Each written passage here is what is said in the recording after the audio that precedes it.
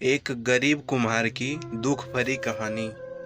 सांवले सपनों की याद कहा जाए तो इसका अर्थ यह निकलता है कि जीवन का सबसे महत्वपूर्ण दौर था तो वह था बचपन।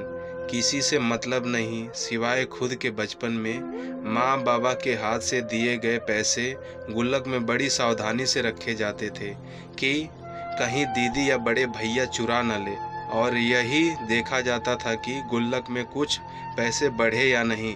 परंतु इस गुल्लक के पीछे एक बहुत बड़े व्यक्तित्व का कहानी है। सारे गांव में लखन सबसे अच्छा आदमी था क्योंकि वह सुंदर सुंदर मिट्टी के अनेकों वस्तुएं बनाया करता था। लखन मिट्टी का घड़ा, सुराही, बर्तन एवं गुल्लक आदि बनाया करता था। गांव के सभी लोग लखन से संजोग रखते थे, किंतु बहुत समय पहले की बात है। एक गांव में बहुत ही सादा और सरल व्यक्तित्व का एक व्यक्ति रहा करता था जिसका नाम लखन था। पेशे से वह एक कुम्हार था। वह अपने गांव में सबसे गरीब परिवार से आता था और वह हमेशा से ही गरीब परिवार से व्यवस्थित था। उसके पिताजी भी एक कुम्हार थे और लोग उन्हें भली भांति जानते थे। लखन अपने लगन और परिश्रम से बहुत अच्छा कार्य किया करता था।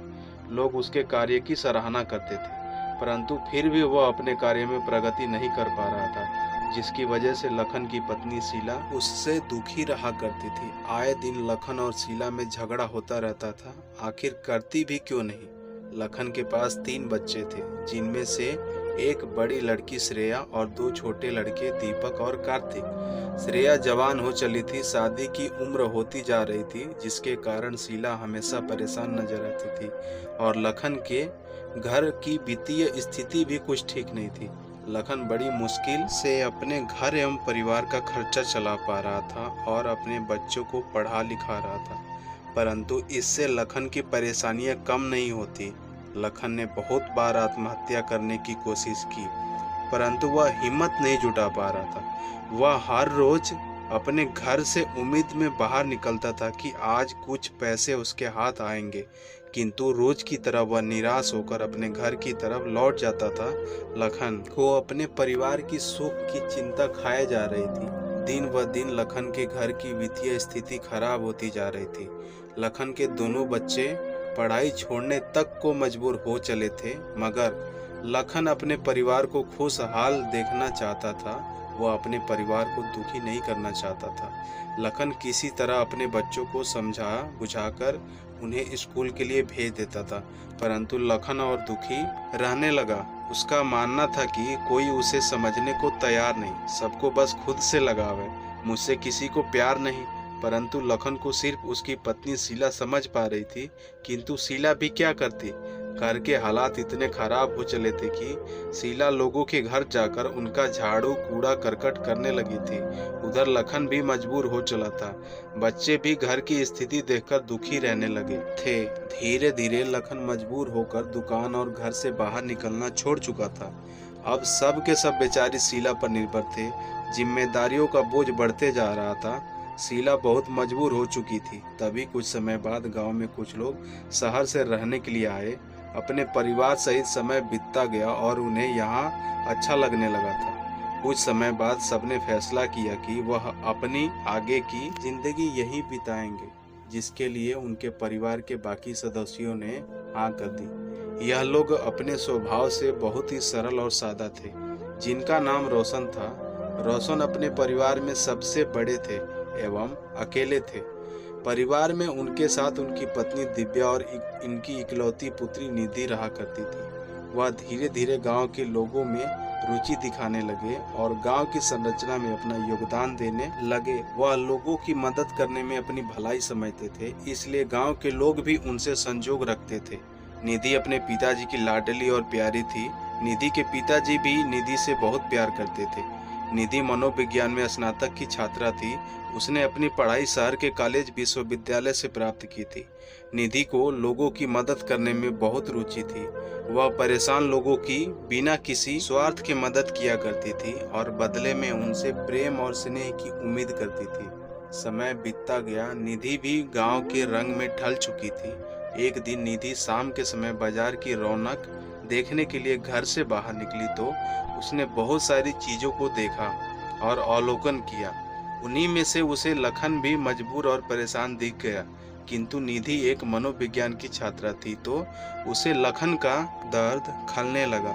निधि ने खुद को बहुत रोकने की कोशिश की, परंतु वह खुद को रोकने में असफल रही और वह लखन के पास गई और बोली, बाबा, आपका मिट्टी का बना घड़ा कितने रुपए का है?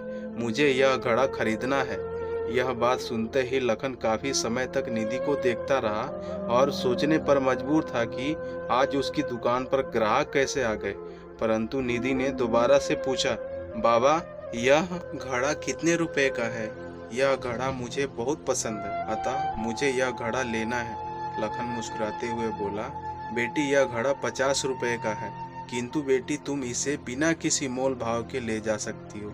आखिर तुम मेरी प्यारी बेटी जैसी हो। इस पर निधि बोली, बाबा, वो सब तो ठीक है, परंतु मैं आपको पैसे नहीं दूंगी तो यह अन्याय होगा। भगवान मुझे कभी माफ नहीं करेंगे। आप यह पैसे कृपा करके रख लीजिए। लखन निधि की बातों से भावुक हो गया और निधि को उसने घड़ा दे दिया और निधि ने बिना किसी स्वार्थ के लखन की खुशी का हिस्सा बन गई और निधि अपना घड़ा लेकर अपने घर की ओर निकल पड़ी। आज लखन बहुत खुश था, क्योंकि आज उसके यहाँ भगवान ने खुशियाँ भेजी थी। बहुत समय तक ऐसे ही चलता रहा। निधि रोज लखन की दुकान पर आती और अपने पसंद की वस्तुएं ले जाया करती थी। लखन के भी दिन अब काफी अच्छे गुजरने लगे थे। कुछ समय बाद लखन अपनी आर्थिक स्थिति से सफल होकर निकलने लगा था। अब लखन के घर के हालात भी लगभग ठीक हो चले थे और कुछ दिनों में वह अपनी पुत्री श्रेया का विवाह करने वाला था इत्यादि। एक दिन निधि के पिताजी ने निधि से पूछा कि बेटा, तुम रोज यह मिट्टी की बनी वस्तुएं क्यों लेकर आती हो? हमें तो इसकी जरूरत भी नहीं है, सिवाय कुछ वस्तुओं को छोड़कर। तभी निधि ने कहा, पिताजी, अगर कोई व्यक्ति परेशान एवं लाचार है तो हमें उनकी मदद करनी चाहिए, बिना किसी स्वार्थ के। परोक्ष रूप से कुछ दिनों पहले जब मैं गांव के बाजार गई तो मैंने हर व्यक्ति एवं हर वस्तु को खुश देखा, सिवाय एक व्यक्ति के जो पेशे से एक कुम्हार है। उसका नाम लखन है। वह बहुत गरीब और लाचार था, जो जिम्मेदारियों के बोझ तले दब चुका था। जब मैंने उसकी बेबसी और लाचारी देखी तो मुझसे रहा नहीं गया और मैंने उनकी मदद करने की ठान ली। मैं वहां से रोज कुछ मिट्टी के बने बर्तन, घड़ा, हांडी, चूल्हा एवं सुराही इत्यादि ले आती थी, ताकि किसी दिन उनका परिवार भूखा न रह जाए। मुझे पता था कि इन वस्तुओं में से कुछ ही वस्तु हमारे लिए उपयोगी है, किंतु मेरे इन्हीं वस्तुओं को बिना मतलब के लाने से अगर उनका भला होता है तो फिर सदा ऐसा ही अच्छा है। आज उनकी पुत्री का विवाह है और आज से पहले उन्हें मैंने इतना खुश कभी नहीं देखा था। हमारी भी खुशियाँ तभी खुशहाल होंगी जब हम किसी की बिना किसी स्वार्थ के परोक्ष रूप से मदद करेंगे इत्यादि।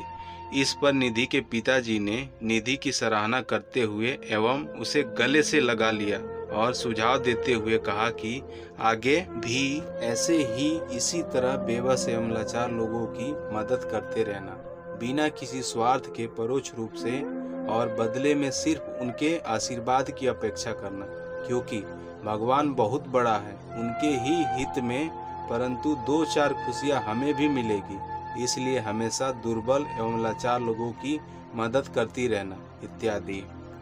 तो दोस्तों, अगर यह कहानी सुनकर आपको अच्छा लगा हो तो वीडियो को लाइक कर दें और चैनल को सब्सक्राइब कर दें। धन्यवाद।